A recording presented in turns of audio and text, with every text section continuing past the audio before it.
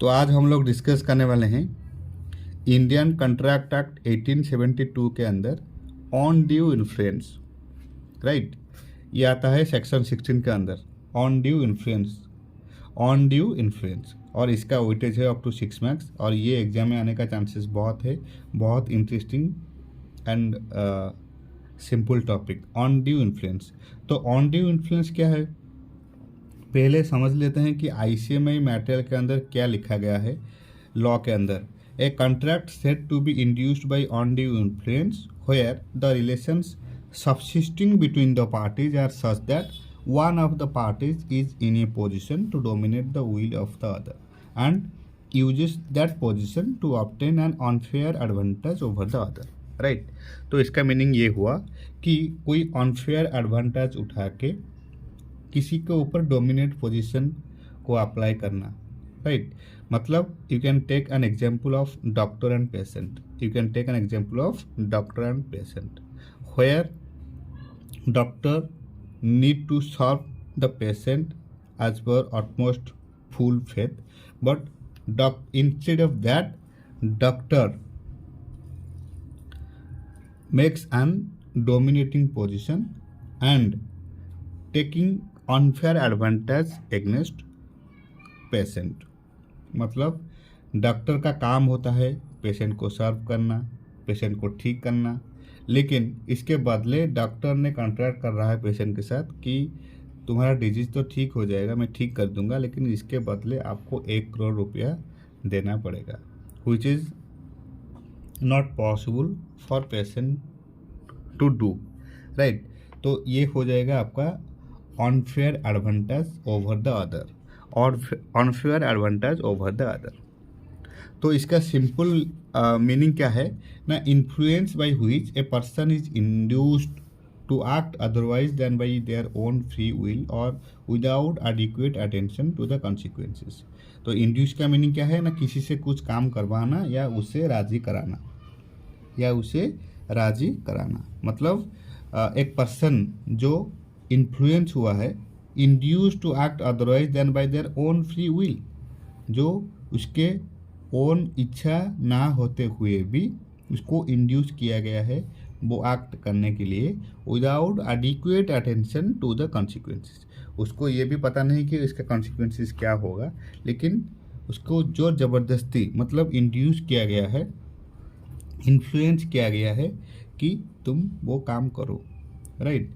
तो influence by which a person is induced to act otherwise than by their own free will और without adequate attention to the consequences, right. तो अगर आपको law का language meaning याद नहीं है, then you can simply said that influence by which a person is induced to act otherwise than by their own free will और without adequate attention to the consequences, right. और induce का meaning है किसी से कुछ काम करवाना या उससे राजी कराना। नाउ कौन कौन सी सिचुएशन जिसको हम लोग कहते हैं कि ऑन ड्यू इन्फ्लुएंस है एज पर सेक्शन 16।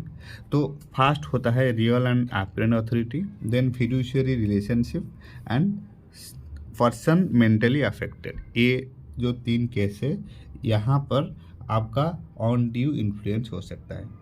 तो इसमें मीनिंग भी लिखा हुआ है, relations subsisting between the parties are such that one of the parties is in a position to dominate the will of the other. Relations मतलब which type of relations, one is real और apparent authority, then fiduciary relationship and person mentally affected, right.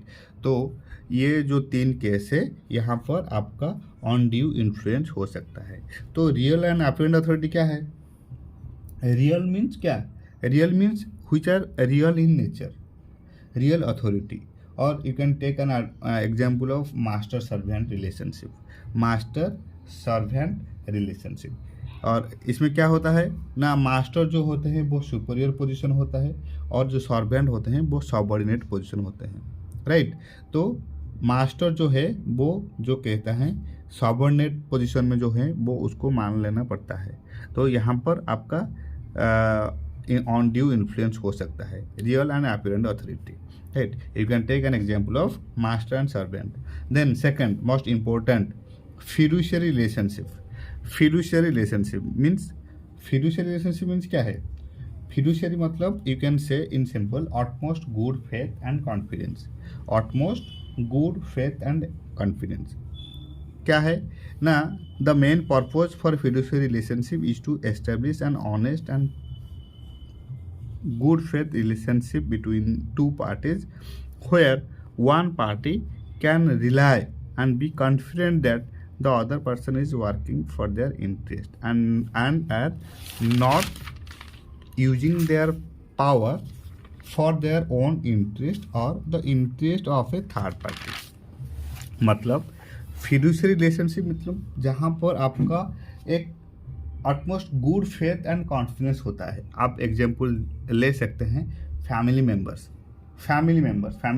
में क्या होता है? Belief and trust involve होता है. Belief and trust, right. तो you can say father and son relationship और mother daughter या फिर मदर सन रिलेशनशिप या फिर हस्बैंड एंड वाइफ रिलेशनशिप. इन केस में क्या होता है ना, आपका फिड्यूशियरी रिलेशनशिप आता है. मतलब एक दूसरे को मानता है और दूसरे को जो बोलता है वो फॉलो करता है. वहाँ पर आपका फिड्यूशियरी रिलेशनशिप होता है और वहाँ आपका ऑन ड्यू इन्फ्लुएंस कहा जाएगा, right. As per Indian contract act 1872 as per section 16 of on due influence, right. तो ये 3 केस है जहाँ पर आपका ऑन ड्यू इन्फ्लुएंस हो सकता है. रियल और apparent authority, fiduciary relationship and person mentally affected. तो पर्सन मेंटली अफेक्टेड मतलब क्या है? मतलब जो पर्सन इनकॉम्पिटेंट टू कॉन्ट्रैक्ट, जो पर्सन कॉम्पिटेंट नहीं है कॉन्ट्रैक्ट करने के लिए, उसके साथ अगर आप कोई मतलब एग्रीमेंट करोगे तो वो आपका ऑन ड्यू इन्फ्लुएंस हो जाएगा, राइट. और यू कैन से लॉन्टिंग पर्सन, इनसेन पर्सन, राइट. तो और इन लोगों के साथ अगर कोई कॉन्ट्रैक्ट किया जाए तो उससे ऑन ड्यू इन्फ्लुएंस किया जाएगा. Person mentally affected, person mentally affected you can say unable to form rational judgement, so as to protect his interest, right. तो ये 3 केस में ऑन ड्यू इन्फ्लुएंस हो सकता है. एक तो real apparent authority, fiduciary relationship and person mentally affected.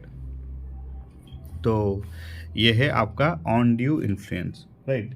तो on due influence का मीनिंग से ही आपको सब कुछ पता चल जाएगा कि contract said to be induced by on due influence where the relations subsisting between the party.